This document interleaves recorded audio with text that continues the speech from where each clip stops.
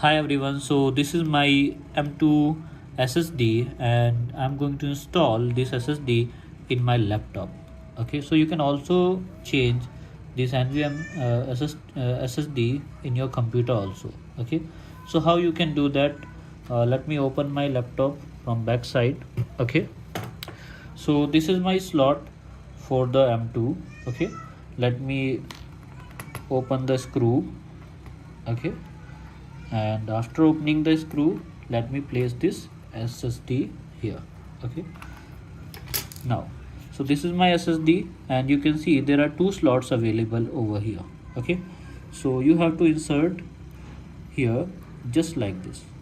Okay, when it will be properly inserted, put this support over here and you have to insert this screw in the slot.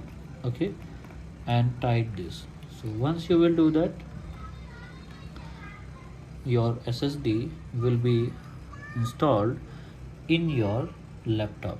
Okay, now you have to close the panel from back side and screw up the same. So this is how you can install the SSD in your system. Have a nice day.